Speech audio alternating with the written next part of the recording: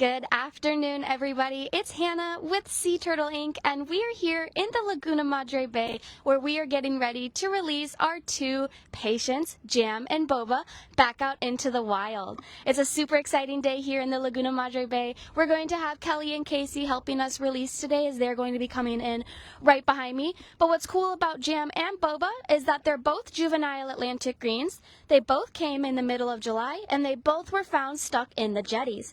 Now, the jetties are these rocky areas that line shipping channels. When the water goes above the rocks, our sea turtles can fit into the small spaces to eat algae and seagrass, which is their favorite types of food. When the water goes down below those rocks, though, they can get stuck and wedged in between of those small spaces, and they can get scuff marks on their shells, and we do have to rescue them in time because they could potentially drown, as well as sea turtles do have lungs like you and I do. Now, there's other threats that our sea turtles can face beyond just the jetties, and one of them would be entanglement. Now, Jam is actually a victim of entanglement. They did come in with some ligature marks around both of their front flippers, which we did think was from entanglement. Especially if you guys like to go fishing, especially on the island, just remember to please clean up after yourselves and dispose of your gear properly so we can prevent any injuries like this from happening in the future to our turtle friends. Now, when we're ready to release our turtles, we're going to tag our turtles. There's 3 types of tags we can use, but the main tag we use is called a pit tag, P-I-T. This gets inserted into their left front flipper. It's like a microchip in a cat or a dog. It lets us track them not like a GPS, but if they've been at our facility before, left and then come back, we can scan that flipper. A number will pop up. If that number matches a number in our computer, it's the same turtle. So if you guys ever do find a sea turtle patient and it becomes a patient with us, you get to name that sea turtle, and that's his name for life. So that's super exciting. So people who found Boba and people who found Jam are the ones that got to name them as well. Now we're getting super close to release both of these patients today. But when we're ready to release, why are we releasing them into the Laguna Madre Bay? This is because 80% of the foraging ground in there is made of algae and seagrass, which is their favorite types of food.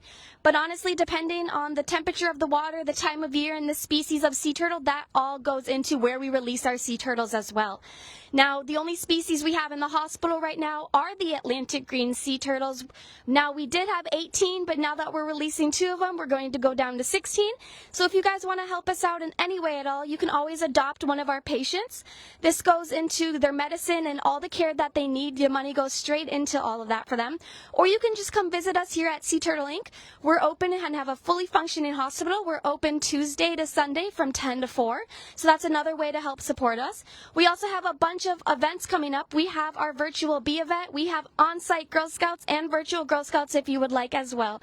But we do have everyone coming up here. We have Casey and Kelly who are holding Jam and Boba. We're getting very excited to release. It's been a while since we've had a patient release. So, Casey, how are you? I'm good. How are you guys? We're good. Who are you releasing? I have Boba. Boba. I heard Boba was a little spicy. Boba is very spicy, and one of our interns from the rehab department this summer named Boba. That's so exciting. You can go ahead and release. Now, you guys definitely heard that we do have internship programs. Those open up in November, so if you're ever looking for an internship, we're the place to be. Now, we're looking for something called a goodbye breath. Sometimes this happens when our sea turtle gives us one last breath of air before they go back out into the wild. Or they might just be hungry and want to go forage on some algae and seagrass. That works too. But hey, we hope we don't see you again. So cute. All right, and our last turtle that we have with Kelly is Jam. So, have anything fun about Jam? Jam has been especially spicy just this walk out.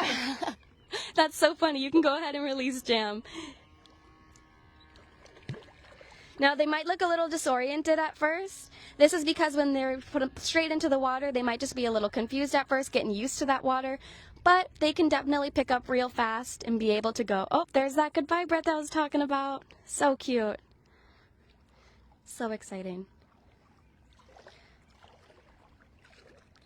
All right, y'all, we are going to go ahead and wrap up our release. Remember, ways to help us. You can always adopt one of our patients that we have in our hospital. And speaking of the hospital, come and visit us in our fully functioning, world's largest enclosed sea turtle hospital. We are open Tuesday to Sunday, 10 to 4. And we hope to see you again next time. Bye!